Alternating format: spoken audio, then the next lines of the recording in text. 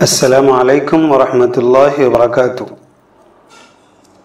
میں تنویر خالد حاضر ہوں آپ کے ساتھ آؤ عربی سیکھیں سلسلے میں مفتاح العربیہ حصہ دوم کے دوسرے سبق الدرس الثانی کے ساتھ۔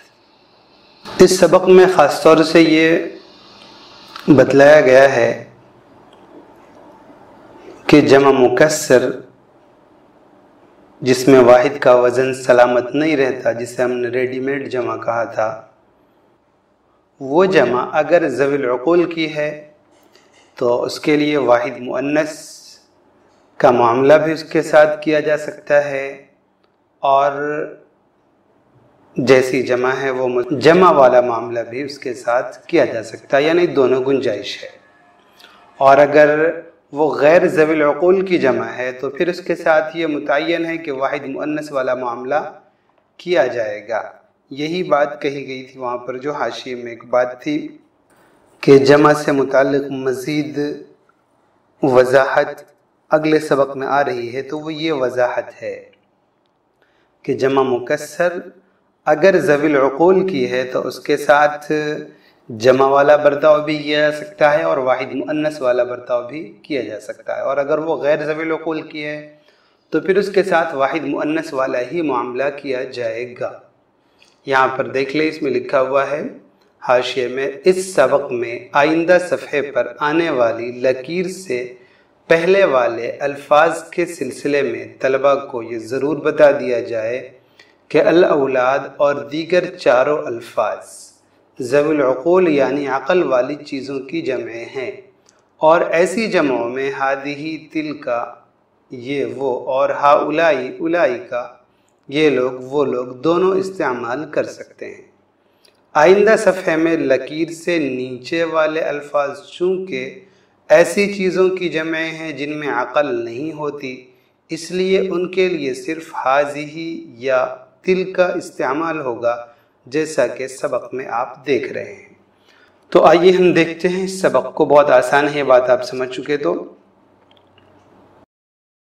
ھذا الولد نشیط، یہ لڑکا پھرتیلا ہے، اس میں تو کوئی دو رائے نہیں، یہ مذکر ہے الولد تو اس کے ساتھ ھذہ استعمال کیا۔ آگے اس کی جمع ہے الاولاد، تو اب اس کے ساتھ ھذہ لگایا جائے ہؤلاء لگایا جائے، دونوں کی گنجائش ہے، اس لیے ہم نے دونوں کو لکھ دیا ہے باضابطہ۔ ھذہ الاولاد نشطاء، یہ لڑکے پھرتیلے ہیں، یہ واحد مؤنث کے حکم میں، اور ہؤلاء الاولاد نشطاء، یہ لڑکے پھرتیلے ہیں، یہ تو اس کی اصلی حالت ہے ہی۔ ذالک الرجل ذکی، وہ آدمی ذہین ہے۔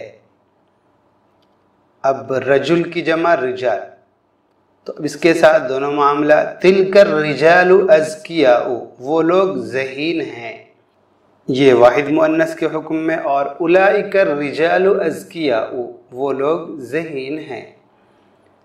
ھذا الطالب سعید، یہ طالب علم نیک ہے، اس کی جمع طلاب، تو واحد مؤنث کی صورت میں ھذہ الطلاب سعداء، یہ طلبہ نیک ہیں، اور اصلی حالت اس کی ہؤلاء الطلاب سعداء، یہ طلبہ نیک ہیں۔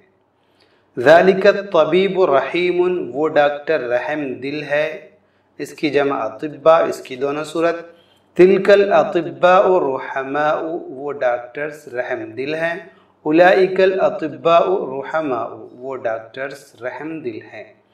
ذالک التلمیذ رشید، وہ اسٹوڈنٹ خوش قسمت ہے، تلمیذ کی جمع تلامیذ، تلک التلامیذ رشداء، واحد مؤنث کے حکم میں، وہ اسٹوڈنٹس خوش قسمت ہیں، اولئک التلامیذ رشداء، وہ اسٹوڈنٹس خوش قسمت ہیں۔ یہ تو صورت ہو گئی آپ کی لکیر سے پہلے والی صورت، جس کے بارے میں کہا گیا کہ اس میں اولئک اور ہؤلاء اور تلکا اور ھذہ یہ دونوں استعمال کرنے کی گنجائش ہے۔ اب جو لکیر کے بعد والے الفاظ ہیں اس میں یہ متعین ہے کہ آپ کو ھذہ یا تلکا ہی استعمال کرنا ہے، وہاں پر اولئک یا ہؤلاء استعمال کرنے کی گنجائش قطعاً نہیں ہے۔ تو آئیے ہم اس کا بھی ترجمہ بھی کر لیتے ہیں۔ ھذا المنظر جمیل، یہ منظر خوبصورت ہے۔ اب اس کے بعد جمع کی شکل میں ایک ہی شکل آئے گی، ایک ہی جملہ بنے گا، دو جملے نہیں بن سکتے۔ ھذہ المناظر جمیلۃ، یہ مناظر خوبصورت ہیں، منظر سین۔ ھذا القصر جدید، یہ محل نیا ہے۔ ھذہ القصور جدیدۃ، یہ جمع کی شکل میں یہ محلات نئے ہیں۔ ذالک الورق ابیض، وہ کاغذ سفید ہے، وہ ورق سفید ہے۔ جمع کی شکل میں تلک الاوراق بیضاء، وہ اوراق سفید ہیں، وہ کاغذات سفید ہیں۔ ذالک المسجد قریب، وہ مسجد قریب ہے۔ جمع کی شکل میں تلک المساجد قریبۃ، وہ مساجد قریب ہیں۔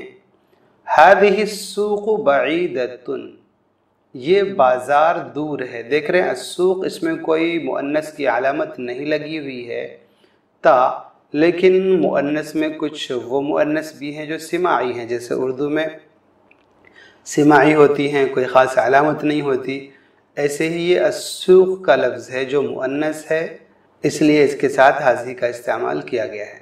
ھذہ السوق بعیدۃ، یہ بازار دور ہے۔ ھذہ الاسواق بعیدۃ، یہ بازار دور ہیں، یہ جمع کی شکل میں۔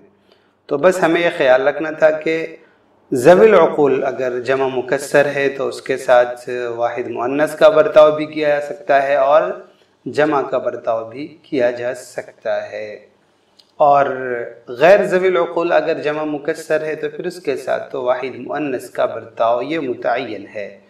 اس سبق سے متعلق تصویریں بھی جامعالعلوم.org پر دستیاب ہیں، ڈسکرپشن میں لنک موجود ہیں، آپ وہاں سے جا کر اسے ڈاؤن لوڈ کر سکتے ہیں، اور مفتاح العربیہ حصہ 2 بھی وہاں پر موجود ہے، آپ اسے بھی ڈاؤن لوڈ کر سکتے ہیں۔ تو آج بس اتنے پر اجازت دیں، والسلام علیکم ورحمۃ اللہ وبرکاتہ۔